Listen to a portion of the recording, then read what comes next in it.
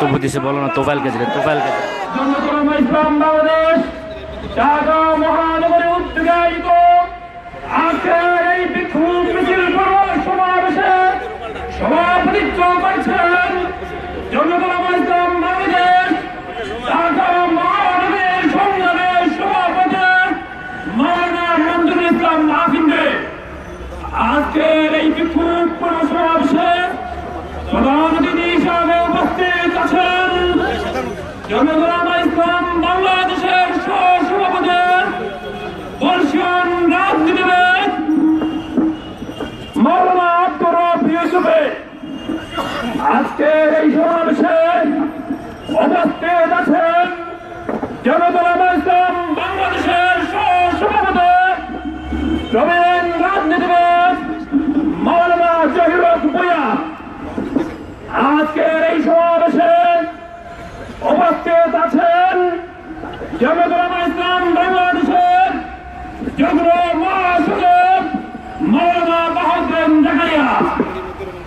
আজকের এই সমাবেশে উপস্থিত আছেন জনগণ ইসলাম বাংলাদেশ ঢাকা মহানগরের সেক্রেটারি মাওলানা মতিউর রহমান গাজীপুরে। আজকের এই সমাবেশে উপস্থিত আছেন জনগণ ইসলাম বাংলাদেশের কেন্দ্রীয় প্রধান সম্পাদক মাওলানা জয়নুল আবেদিন। উপস্থিত আছেন কেন্দ্রীয় দাওয়া বিষয়ক সম্পাদক মাওলানা আব্দুল কুদ্দুস। উপস্থিত আছেন মুফতি বশির হোসেন সহ উপস্থিত আছেন ছাত্র জনতা বাংলাদেশের কেন্দ্রীয় সভাপতি মুফতি নাসিরউদ্দিন খান।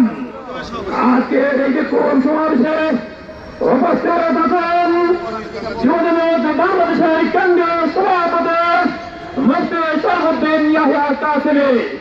সংগ্রামী উপস্থিত মহানগর এবং কেন্দ্রীয় জাতীয় গুরুত্বপূর্ণ নেতৃবৃন্দ আজকে এই সমাবেশে বক্তব্য রাখবেন। এই পর্যায়ে আপনাদের সামনে গুরুত্বপূর্ণ বক্তব্য নিয়ে আসছেন 68,000 গ্রামের ছাত্র হৃদয় স্পন্দন ছাত্র জগৎ বাংলাদেশের কেন্দ্রীয় সভাপতি আলহাজ নাসিরউদ্দিন খান। আলহাজ নাসিরউদ্দিন খান। আউযু বিল্লাহি মিনাশ শাইতানির রাজিম। বিসমিল্লাহির রহমানির রহিম। জমিয়তুল ইসলাম বাংলাদেশ ঢাকা মহানগর কর্তৃক আয়োজিত আমাদের পার্শ্ববর্তী রাষ্ট্র মিয়ানমারের মুসলিম গণহত্যার প্রতিবাদে আজকে জাতীয় মসজিদ বাইতুল মোকাররমের সামনে বিক্ষোভ মিছিল পূর্ব সমাবেশে সভাপতি সহ কেন্দ্রীয় স্থানীয় নেতৃবৃন্দ আপনারা সবকিছু জানেন এবং বুঝেন। মিয়ানমারে আজকে আমাদের শিশু সন্তান ভাইদেরকে পায়ের নিচে পাড়া দিয়ে তাদের পশ্চাৎ দেশ দিয়ে তাদের নারী বলি বের করে দেওয়া হচ্ছে। সেখানে জ্যান্ত মানুষকে নিজের গায়ের চামড়া ছুঁড়ে ফেলে দিয়ে এরপর তাদেরকে জবাই করে হত্যা করা হচ্ছে। সেখানকার নারীদেরকে বদ্ধ নামের হায়নাগুলো 15 জন 20 জন একই সাথে ধর্ষণ করে তাদেরকে জবাই করে তাদের রক্ত তাদের বৌদ্ধ মূর্তির সামনে উৎসর্গ করছে। আমরা সিএনএন সহ আন্তর্জাতিক সংবাদ মাধ্যমে দেখেছি এহেন বর্বরোচিত হত্যাকাণ্ড পৃথিবীর ইতিহাসে অতীতে কখনো ঘটে নাই। অতএব আমরা চুপ করে বসে থাকতে পারি না। মাননীয় সরকারকে ধন্যবাদ জানাই, মিয়ানমার রাষ্ট্রদূতকে ডেকে উদ্বেগের কথা জানিয়েছেন।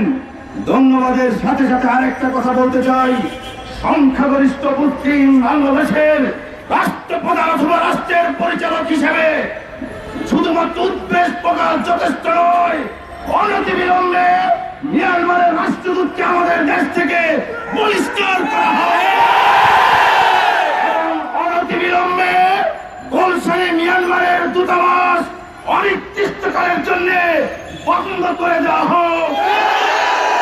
আর আমার ভাইদের জন্য মিয়ানমারের মুসলমানের জন্য সীমান্ত খুলে দেওয়া হোক, তাদের থাকা খাওয়ার ব্যবস্থা আমাদের নেতৃবৃন্দ জমিয়তের ব্যানারে করবে।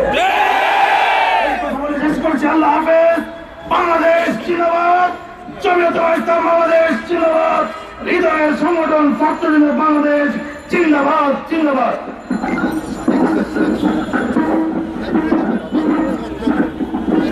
বক্তব্য নিয়ে আসছেন যুব জমিয়ত বাংলাদেশের কেন্দ্রীয় সভাপতি মুফতি শরফুদ্দীন ইয়াহিয়া কাশেমি।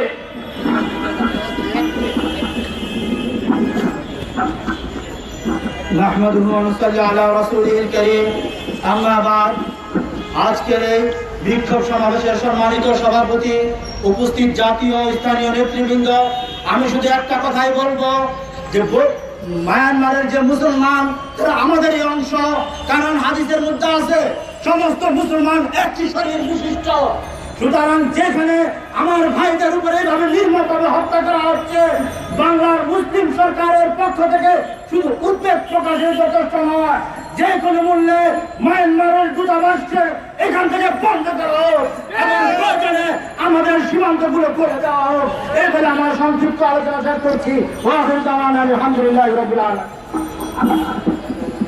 বক্তব্য নিয়ে আসছেন জমিয়তুল ইসলাম বাংলাদেশ ঢাকা মহানগর অন্যতম নেতা মাওলানা লুকমান মাঝারি।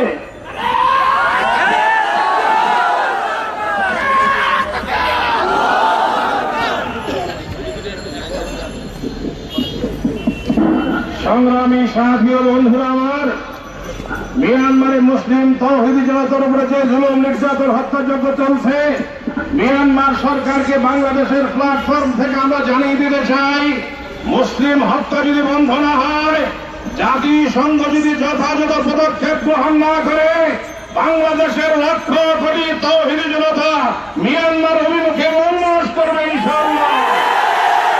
আর যদি সংগ্রাম করতে হয়, যুদ্ধ যদি করতে